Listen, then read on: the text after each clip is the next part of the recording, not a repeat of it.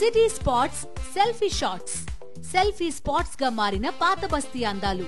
పూర్తి వివరాలకు చదవండి రేపటి సాక్షి దినపత్రిక. కృష్ణానది వరదలు రైతులకు కన్నీళ్లు మిగిల్చాయి. చరిత్రలో కనీవిని ఎరుగని రీతిలో వచ్చిన వరదలతో బాపట్ల జిల్లా రైతాంగం తీవ్రంగా నష్టపోయింది. ఇప్పటికీ కొన్ని ప్రాంతాల్లో పంట పొలాలు చెరువుల్ని తలపిస్తున్నాయి. తమను ఆదుకోవాలంటూ రైతాంగం వేడుకుంటోంది. కృష్ణానదికి వచ్చిన భారీ వరదలు రైతులను నట్టేట ముంచాయి. లక్షలు పోసి పెట్టిన పెట్టుబడి కృష్ణార్పణమైంది. ప్రకాశం బ్యారేజ్ నుంచి 11 లక్షల క్యూసికులకు పైగా వరద నీరు విడుదల కావడంతో బాపట్ల జిల్లాలోని రేపల్లె, వేమూరు నియోజకవర్గాల్లో అనేక గ్రామాలు నీట మునిగాయి. అరవింద వారధి వద్ద కృష్ణానదికి గండిపడటంతో లంక గ్రామాలు విలవిల్లాడాయి.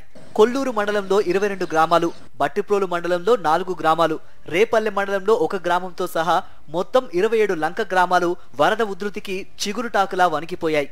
4 రోజుల పాటు వరద నీరు పంట పొలాల్లోనే 5 అడుగుల మేర నిలిచిపోయింది. ఇప్పటికీ కొన్ని గ్రామాల్లో పంట పొలాలు నీళ్లలోనే ఉన్నాయి.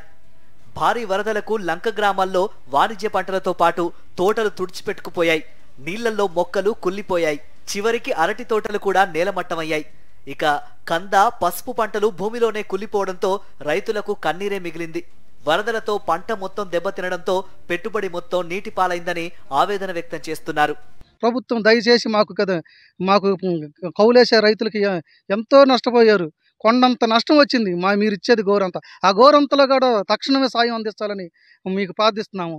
మాకు అంతకన్నా ఆదుకుంటే అంతకన్నా మేలు జరగలేదు సార్. మేలంటే మా కౌలు రైతులకు ఎప్పుడు మేలు జరగదు. అట్లాగే సహాయం కొంచెం దయచేసి ప్రభుత్వం ఆదుకోవాలని కోరుతున్నాం సార్. లంక గ్రామాల్లో కౌలు రైతుల పరిస్థితి మరింత దారుణంగా మారింది. ఒక్కో ఎకరాకు 60,000 రూపాయలు కౌలు చెల్లించి పంటలు సాగు మొదలుపెట్టగా ఎకరాకు 1,50,000కు పైగా పెట్టుబడి పెట్టారు.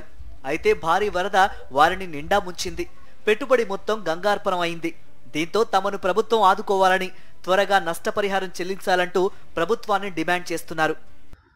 మా కౌలు రైతుల వ్యవహారం ఎట్టుందంటే సద్దామా బతుకుదామా అన్నట్టుగా ఉందండి. కొంచెం ప్రభుత్వం ఏదన్నా సాయం చేస్తే మా బతుకులు మేము బతుకుదాం అన్నట్టుగా ఉంది.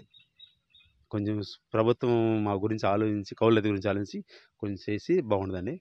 అది పసుపు కూడా ఎట్లా చూడండి, పసుపు ఏం పని రాదు. పసుపు వరదల వల్ల రైతులతో పాటు పాడి పరిశ్రమ కూడా పూర్తిగా దెబ్బతింది.